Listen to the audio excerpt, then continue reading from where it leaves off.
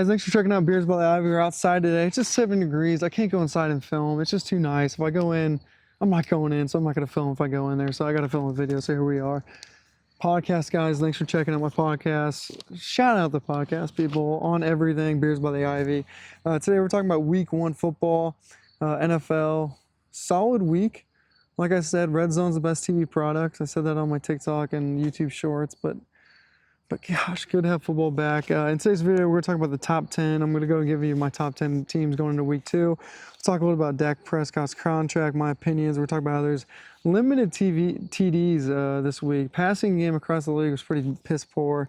And then we're going to talk a deeper dive into the Lions-Rams game because I think that one of those two teams will end up going to the Super Bowl. Oh, yeah, and then I added something. I got 2 more little segments here. I got worst teams.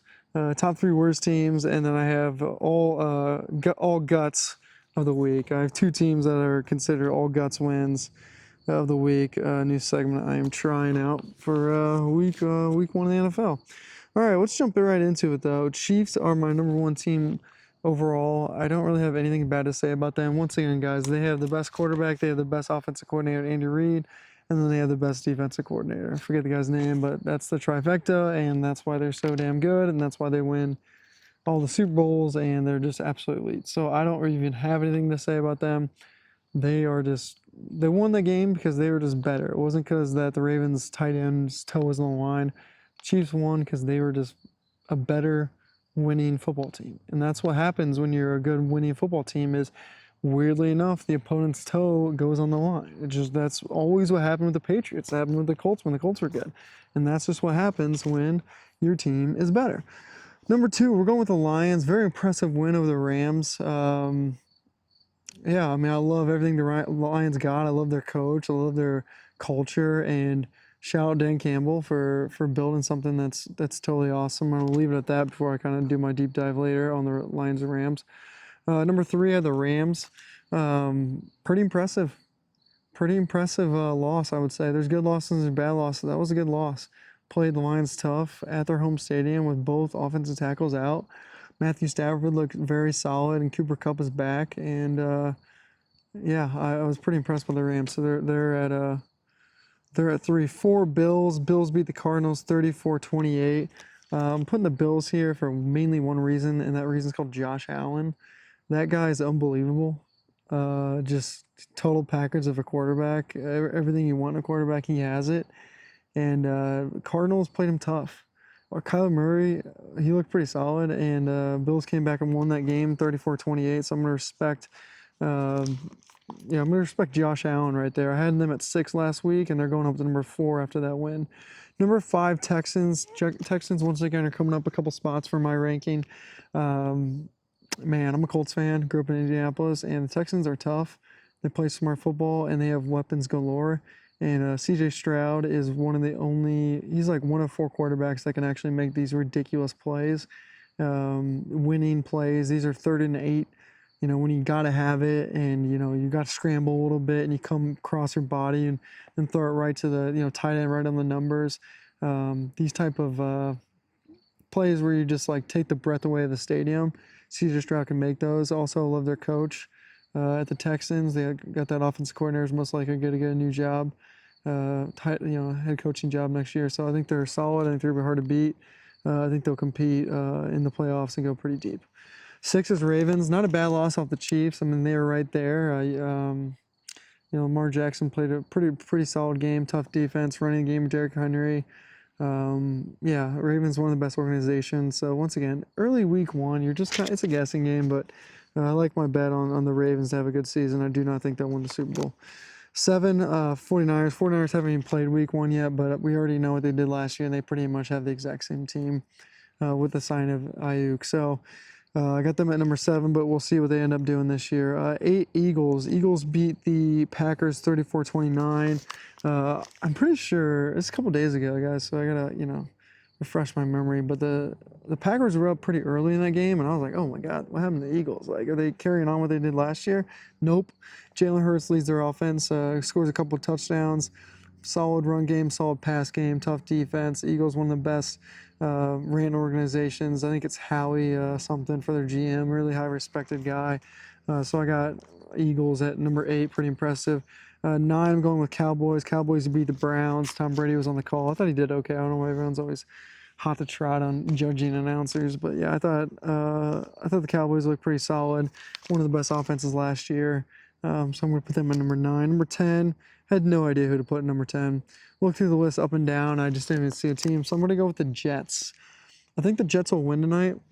So I'm going to go with the Jets, and I'm hoping this pick looks good. If they lose 34-2, then it'll look absolutely horrible. But that is my top 10 teams as of right now. Let's jump into the 3 worst teams. Without a doubt, the Panthers are the worst team. They are absolutely brutal. Bryce Young, it looks small. He looks like a freshman playing in high school, playing with seniors. They will most likely only win 3 games this year. Absolutely horrible watch, and only reason I watched them was because I was watching Red Zone. To the Giants, Daniel Jones looked absolutely horrible. Totally embarrassing effort. Their jerseys were okay. I thought they were kind of cool or retro. They weren't cool, but they were just like different. But the Giants are terrible. They'll probably only win 5 games. And then 3 is the Titans. Levis's personality is not good for a quarterback. Just the want to be the ego and make dumb plays like flipping the ball. Or even if the receiver caught the ball, you would only get 5 yards. Now, if it gets picked off, then guess what? You lose the game. Those kind of decisions where it's like 5 yards to lose the game. No real professional quarterback or a person with professional quarterback demeanor would even try to make one of those plays. So for that, I think they'll probably once again only win 5 games. And as of right now, Panthers, Giants, and Titans. That will be the first. That'll be the order of next year's draft. Okay, my all guts. The team that had all guts. There's 2 teams, and both of them because the offenses were absolutely horrible and they still won the game. Okay, first is the Patriots Bengals. Patriots versus Bengals. Patriots is one of the team with all guts. 1 rushing touchdown, the rest field goals. No one on this planet thought the Patriots were going to win outright against the Bengals with Joe Burrow and Chase playing. I know T. Higgins was out, but that effort by the Bengals was totally embarrassing. But the effort by the Patriots was all effort. And if you're a Patriots fan, I mean, I'm a Colts fan. Jacoby Brissett played for the Colts, and I actually really enjoyed watching him play for the Colts. So if you're a Patriots fan, yeah, you probably not going to have that good of a season, but Brissett's a winner. Guy goes out there, plays the best of his ability. People like him. Team's tough. Mayo's new coach, big win. I don't think anyone saw that coming. Might cover the spread, but Patriots aren't going to win the game. Very impressive. Next is the Steelers. Justin Fields, is he good? Is he not? I don't know. But they had no touchdowns, and Boswell, their kicker, went 6 for 6. They scored 18 points, and they beat the Falcons 18 to, I believe, 10. Might be 16. I don't know. My handwriting's terrible. But regardless, absolutely embarrassing by the Falcons to have all that talent and only score 10 or even 16 points. And the Steelers, I mean, that's coaching. That's defense. That's defensive coaching, quite frankly. But offense, absolutely horrific, absolute embarrassment. No touchdowns, and your kicker goes 6 for 6. But that's winning football. I mean, that is guts. That is toughness. That's get it done when we are obviously unable to even throw the ball 3 yards. So I have to give the coaching staff and the defense respect, and that's why they get the All Guts Award of the week. A couple more topics here as we're kind of just spinning through week 1. Dak Prescott signs a contract. I think it's $60 million a year. I went on a rant on my TikTok and YouTube shorts about this, is the guy's not good enough to make that kind of money. And why he would even want to make that kind of money just proves to me that he must have no awareness. You're the Cowboys quarterback. There are 5 positions on the planet in terms of elite status in sports, and guess what? Cowboys quarterback is one of them. Lakers best player is one of them, etc. Right? If you were the Cowboys quarterback and you win a Super Bowl, you will be a legend for life. You will have a job for life in any field you want. Motivational speaking, podcasting, play-by-play, like anything in the sports arena. You could even be a host for some dumb new TV show that some network has. I mean, Cowboy quarterback, you are a living legend if you can win a Super Bowl. And he takes $60 million, and you can try to tell me that, oh, the cap's going to go up. I don't care if the cap's going to go up. Okay? What is Mahomes right now paid in terms of quarterback? I'm pretty sure he's like fifth, and he's going to move down to seventh. Was Tom Brady ever the best paid quarterback? No. Those are the two best guys who've played quarterback in the last 20 years. Just follow the pattern. If you're not good as them, then jump down to 7. Take a little bit less, build your team, and guess what? When you win a Super Bowl, then you can make bajillion dollars off endorsements. That is how the business of football is played.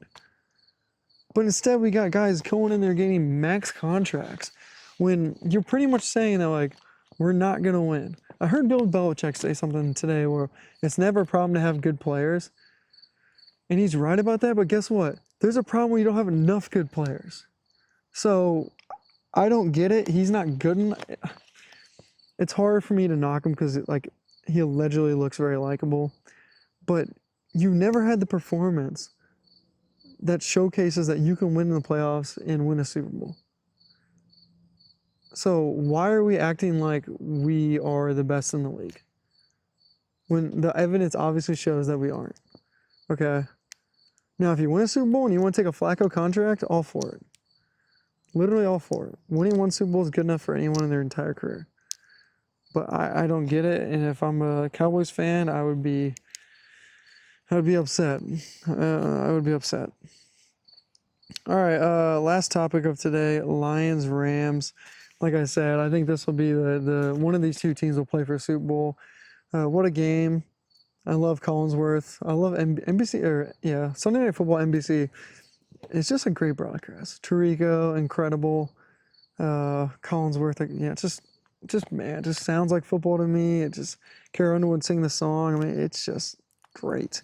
Lions Stadium was absolutely rocking. So glad for that fan base. That's an amazing fan base. Great to see them alive. I think my big takeaway was the Rams are back. Matthew Stafford looks incredible. He made those winning plays I was talking about earlier in the video with C.J. Stroud. That one throw where it's like 3rd and 8. His offensive guard got beat up the middle, so he had to like shift to the left, and then his left tackle was losing the battle to A.J.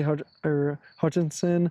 Hutchinson had a strong bull rush that like essentially pushed the offensive tackle in the lap of Stafford. And Stafford, I don't know how he saw him, threw the ball 8 yards on an out route right to the receiver, boom, first down. Those are the winning plays I look for when it comes to what teams can win the Super Bowl. Okay, Cooper Kupp, just incredible. Sitting in the zone. It's just like the guy just knows how to get open, and Matthew Stafford just knows how to feed him. So that's a deadly combination. I mean, they scored that touchdown. Second to the last drive, right down the field, just those two, like it was a walk in the park. Those are the things I look for. Why? Because things get tight when football gets more intense and you go down the road in terms of winning championships. But all in all, the Rams put up a good fight, but you're not going to win a game against the Detroit, defensive line that is absolutely humming, and they're not injured, and you have both your tackles are not even playing for the Rams. So just good fight. It's a good loss if you're the Rams. That being said, Lions, good win. I thought the Lions got a little too cute, quite frankly. I'm like, dude, just run the ball downhill. Run the ball downhill. Why we're doing reverses and all this fancy nonsense stuff, it's just like, Lions, run the ball downfield. Jared Goff, play action quarterback. There you go. That's your secret. You're going to play tough defense from the defensive line up, and then you're going to run the ball with play action. If you just do that, you're going to win 12 games, and you're going to find yourself with a chance to win the Super Bowl. But all in all, great week 1. Pretty sloppy offensive playing in terms of the passing game. I think like most quarterbacks, like all the rookies and even some veterans, like average like 3 yards a pass. And that's brutal. 3 yards a pass is that's shamefully brutal for half the league to have that. Lowest touchdown count, I believe, in the last 5 years for week 1. That's also not a great statistic. And I was kind of thinking why. And I think part of it could be because there's no like veteran quarterbacks in the league right now, we just have like all guys who are at their mid-career level and below. Versus I think 5 years ago, you know, he had Peyton playing, you had Tom Brady, you had Drew Brees. You know, you had some of these guys who have been around a while, and then you had some young cats. So the league is just, the quarterback wise, we're just super young right now in the NFL. And I think as the years go on, week ones, you're going to see more touchdowns. But yeah, we'll just go through the top 10 again. Here we go. Chiefs, Lions, Rams, Bills, Texans, Ravens, 49ers, Eagles, Cowboys, and Jets at number 10. Worst teams in the league, Panthers, embarrassing. Giants, double embarrassing. Titans, not as bad as those two, but I just, their quarterback, he's just reckless for me. And so I think even with a below average roster plus reckless quarterback play, you're going to lose a lot of games. All right, guys, please like, subscribe. Also, I sell these hats, Beers by the Ivy. It's drinking beers in Wrigleyville. Even if you're not a Cubs fan, they're badass. Check them out. But yeah, thanks for the support, and we'll keep the content coming. We're gonna have a couple more videos about. We're trying to do like 2 weeks of video, 2 weeks, 2 videos a week on NFL. I'm talking long form videos like this one. I do shorts daily, and then we're also gonna have some videos on college football, as it is football season, baby. All right, guys, thanks for watching. We'll talk soon.